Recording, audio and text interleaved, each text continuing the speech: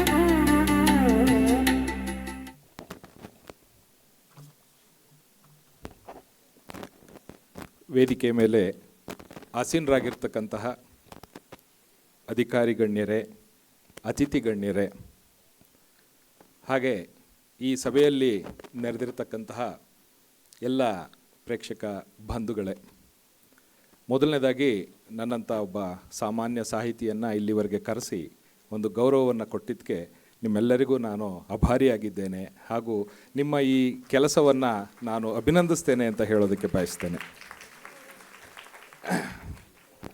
ಆತ್ಮೀಯರೇ, ಕನ್ನಡ ರಾಜ್ಯೋತ್ಸವ, ಕನ್ನಡ ನಮ್ಮ ಭಾಷೆ ಅಂತಿದ್ದ ಹಾಗೆ ಇವತ್ತು ನಾನೊಂದು ನಿಮ್ಮ ಜೊತೆ ಒಂದು 10-15 ನಿಮಿಷ ನನ್ನ ವಿಚಾರಗಳನ್ನು ಹಂಚ್ಕೋಬೇಕು ಅಂತ ಅಂದ್ಕೊಂಡಿದ್ದೀನಿ.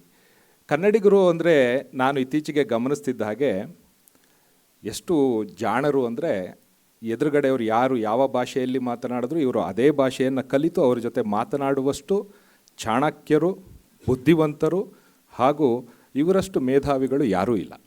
ಅದನ್ನು ನಾನು ಖಂಡಿತವಾಗಲೂ ಒಪ್ತೇನೆ ಹಾಗೂ ಹೇಳ್ತೇನೆ. ಇದು ಖಂಡಿತವಾಗ್ಲೂ ತಪ್ಪಲ್ಲ, ಇದೊಂದು ಗುಣ, ನಮ್ಮ ಈ ಮಣ್ಣಿನ ಗುಣನೇ ಹಾಗೆ. ನಾನು ಇದನ್ನು ಯಾಕೆ ಪ್ರಾರಂಭಿಸ್ತೆ ಅಂತ ಹೇಳಿದ್ರೆ, 1924ನೇ ಇಸ್ವಿನಲ್ಲಿ ಲಂಡನ್ನಲ್ಲಿ ಒಂದು ಉದ್ಯೋಗ ಮೇಳ ನಡೀತಾ ಇತ್ತು.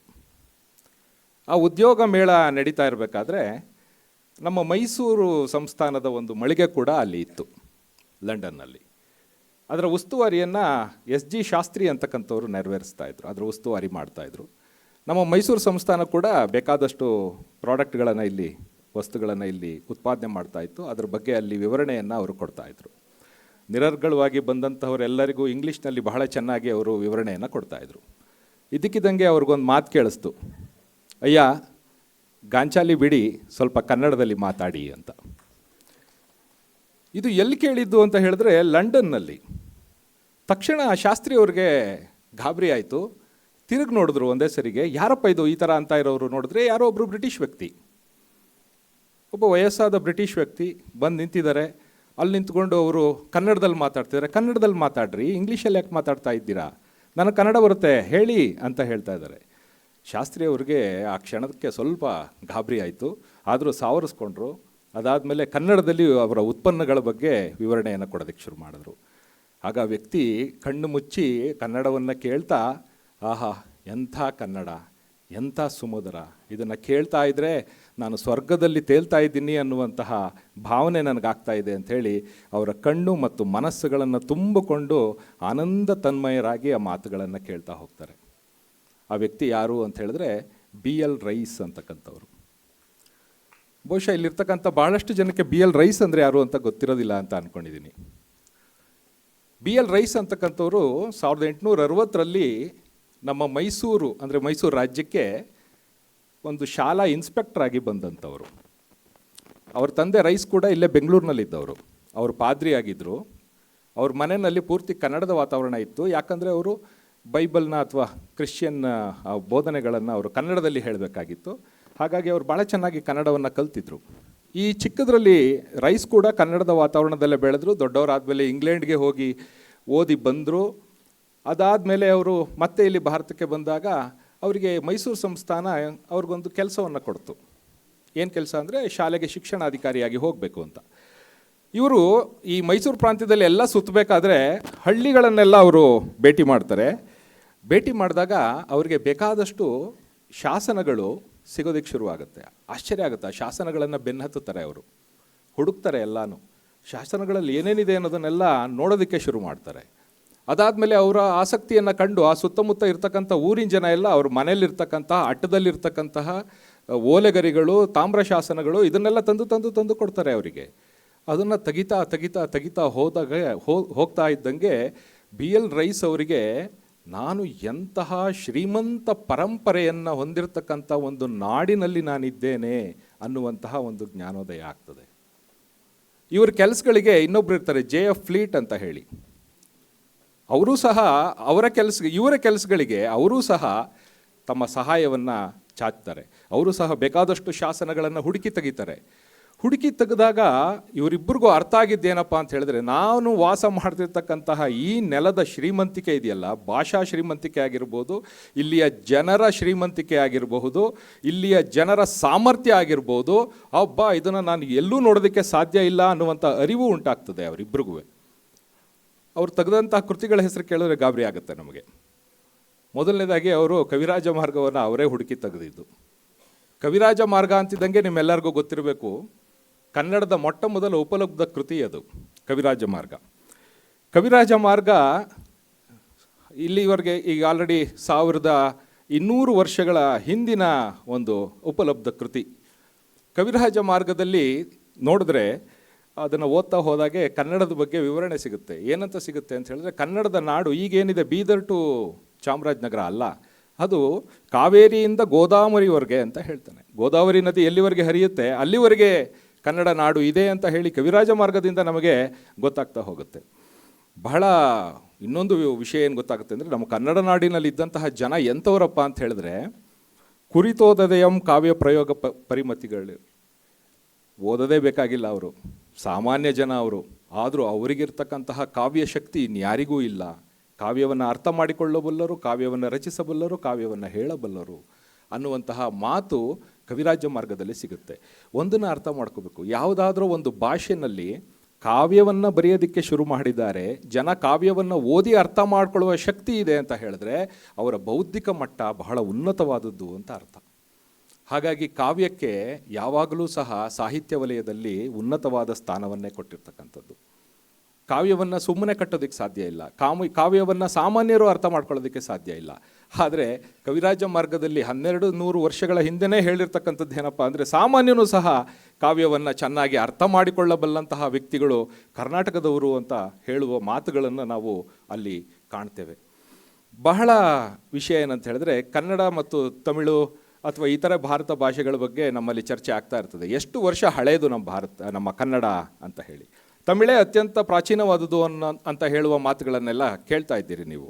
ನಮಗೊಂದು ಆಶ್ಚರ್ಯ ಸೂಚಕ ಸಂಗತಿ ಅಂದರೆ, ಇದೇ ಕವಿರಾಜ ಮಾರ್ಗದಲ್ಲಿ ಒಂದು ಕಡೆ ಒಂದು ಪದ ಪ್ರಯೋಗ ಆಗುತ್ತೆ. ಅದೇನಪ್ಪ ಅಂತ ಹೇಳಿದ್ರೆ ಪಳೆಗನ್ನಡ ಅಂತ. ಕವಿರಾಜ ಮಾರ್ಗನೇ ಇವತ್ತಿಂದ ಹಿಂದಕ್ಕೆ ತಿರುಗಿ ನೋಡಿದ್ರೆ ಹಳೆಗನ್ನಡದ ಪೂರ್ವ ಹಳೆಗನ್ನಡ ಅದು. ನಮಗಿರ್ತಕ್ಕಂಥ ಹಳೆಗನ್ನಡದ ಪೂರ್ವ ಅದು ಕವಿರಾಜ ಮಾರ್ಗ ಬರೆದಿರೋದೆ. ಆ ಹಳೆಗನ್ನಡ ಪೂರ್ವದಲ್ಲೇ ಪೆಳೆಗನ್ನಡ ಇತ್ತು ಅಂತ ಅವರು ಅದರಲ್ಲಿ ಬರೀತಾರೆ ಅಂತ ಹೇಳಿದ್ರೆ, ನಮ್ಮ ಕನ್ನಡ ನಾಡಿನ ಇತಿಹಾಸ, ಕನ್ನಡ ಭಾಷೆಯ ಇತಿಹಾಸ ಎಷ್ಟು ವರ್ಷ ಹಿಂದಕ್ಕೆ ಹೋಗ್ತದೆ ಅನ್ನೋದನ್ನು ನಾವು ಬಹಳ ಹೆಮ್ಮೆಯಿಂದ ಗಮನಿಸಬೇಕಾಗ್ತದೆ. ಇವತ್ತಿನ ದಿನಗಳಲ್ಲಿ ಇಂಗ್ಲೀಷ್ ಮತ್ತು ಹಿಂದಿ ಭಾಷೆಗಳು ಬಹಳ ವೇಗವಾಗಿ ಬೆಳೀತಾ ಇರೋದನ್ನು ನೀವೆಲ್ಲ ಗಮನಿಸ್ತಾ ಇದ್ದೀರಿ. ಹಿಂದಿ ಮತ್ತು ಇಂಗ್ಲೀಷ್ ಭಾಷೆಗಳೆರಡೂ ಈ 1000 ವರ್ಷದಿಂದ ಈಚೆಗೆ ಬೆಳವಣಿಗೆ ಆಗಿರ್ತಕ್ಕಂತಹ ಭಾಷೆಗಳು. ನಮ್ಮ ಕನ್ನಡ ಅದಕ್ಕಿಂತಲೂ ಹಳೆಯದಾದಂತಹ ಭಾಷೆ, ಅದಕ್ಕಿಂತಲೂ ಹೆಚ್ಚು ಜನ ಆಡುತ್ತಿದ್ದಂತಹ ಭಾಷೆ. ಇದು ಕೇವಲ ಭಾಷೆ ಅಷ್ಟೇ ಅಲ್ಲ, ನಮ್ಮ ಜನ ಹೇಗಿದ್ರು ಅಂತ ಹೇಳಿದ್ರೆ, ಅದಾದಮೇಲೆ ನಮಗೆ ಅವರು ಪಂಪ ಭಾರತವನ್ನು ಅವರೇ ಈಚೆಗೆ ತೆಗೆದುಕೊಡ್ತಾರೆ. ಯಾರು BL ರೈಸ್ ಅವರೇ ತೆಗೆದುಕೊಡ್ತಾರೆ. ಪಂಪ ಭಾರತದ ಬಹಳ ಉನ್ನತವಾದ ಒಂದು ಚಿಂತನೆ ಇದೆ. ಮನುಷ್ಯ ಕುಲಂ ತಾನೊಂದೇ ಒಲಂ ಅನ್ನುವಂತಹ ಒಂದು ಮಾತನ್ನು ಪಂಪ ಭಾರತ ಹೇಳುತ್ತೆ.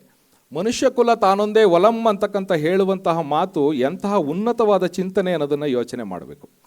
ಇಡೀ ಮನುಷ್ಯ ಕುಲ ಒಂದೇ ಅಂತ ಆ ಕಾಲದಲ್ಲೇ ಹೇಳಿದ್ದಾರೆ ಅಂತ ಹೇಳಿದ್ರೆ, ಅವರ ಆಲೋಚನಾ ಸಾಮರ್ಥ್ಯ ಎಷ್ಟು ಉನ್ನತವಾಗಿತ್ತು ಅನ್ನೋದನ್ನು ನಾವು ಗಮನಿಸಬೇಕು. ಇದಾದಮೇಲೆ ಕನ್ನಡ ನಾಡು ಎಷ್ಟು ಪ್ರಮುಖವಾದದ್ದು ಅಂತ ಹೇಳೋದಕ್ಕೆ ಅವರು ಹೊರತಕ್ಕಂಥ ಬಹಳಷ್ಟು ವಿಚಾರಗಳು ಬಹಳ ಖುಷಿಯನ್ನು ಕೊಡ್ತಕ್ಕಂಥದ್ದು ಮತ್ತು ನಮಗೆಲ್ಲ ಆಶ್ಚರ್ಯವನ್ನು ತರ್ತಕ್ಕಂಥದ್ದು. ಕ್ರಿಸ್ತಪೂರ್ವ 240ರಲ್ಲೇ ಇದ್ದಂಥ ಅಶೋಕನ ಶಾಸನಗಳನ್ನು ಅವರು ಈಚೆಗೆ ತೆಗೆದು ತೋರಿಸ್ತಾರೆ.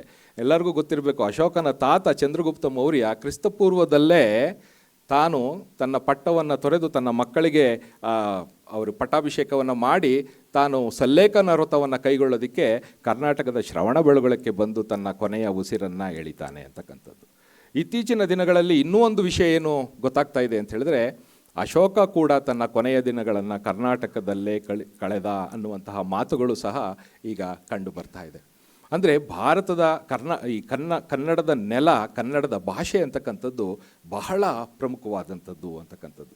ನಾವೆಲ್ಲ ಈಗ ತಾನೇ ಜ್ಞಾನಪೀಠ ವಿಷಯದ ಬಗ್ಗೆ ನಾವು ಮಾತಾಡ್ತಾ ಇದ್ವು. ಮಹಾಭಾರತ ಮತ್ತು ರಾಮಾಯಣದ ಬಗ್ಗೆ ಬೇಕಾದಷ್ಟು ಕವಿಗಳು ಬೇಕಾದಷ್ಟು ವಿಚಾರಗಳನ್ನು ಬರೆದಿದ್ದಾರೆ.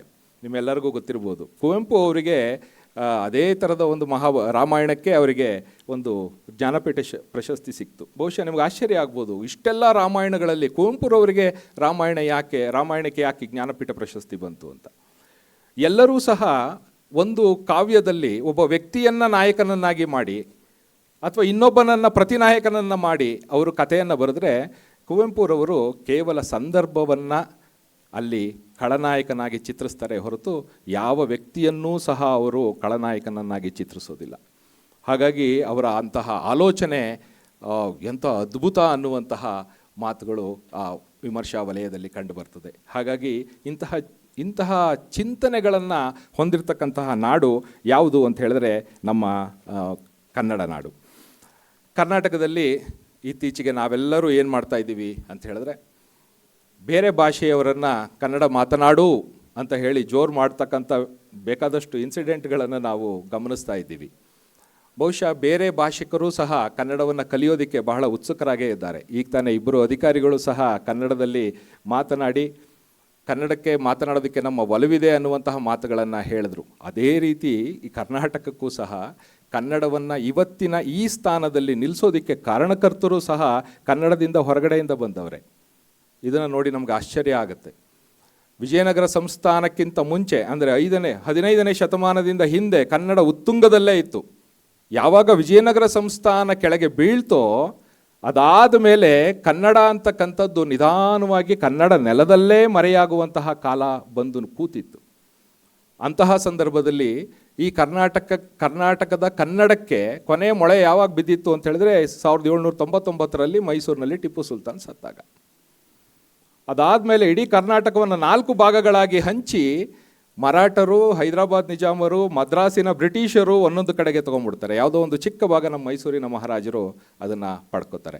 ಆದರೂ ಸಹ ಕರ್ನಾಟಕದ ನೆಲದಲ್ಲಿ ಕನ್ನಡದ ಶಾಲೆನೇ ಇರೋದಿಲ್ಲ. ಮರಾಠಿ ಶಾಲೆ ಓಪನ್ ಆದಾಗ ಅದನ್ನು ವಿರೋಧಿಸಿದಂತಹವ್ರು ಯಾರಪ್ಪ ಅಂದರೆ ಅದೇ ಬ್ರಿಟಿಷರು. ಮತ್ತೆ ಬ್ರಿಟಿಷರು ಆ ಜಾಗದಲ್ಲಿ ವಿರೋಧ ಮಾಡಿ, ಇಲ್ಲ ಈ ಕನ್ನಡ ಭಾಷಿಕರು ಮಾತನಾಡೋ ಜಾಗದಲ್ಲಿ ಕನ್ನಡವೇ ಇರಬೇಕು ಅಂತ ಹೇಳಿ ಮತ್ತೆ ಕನ್ನಡವನ್ನೇ ತರ್ತಾರೆ ಅಲ್ಲಿಗೆ.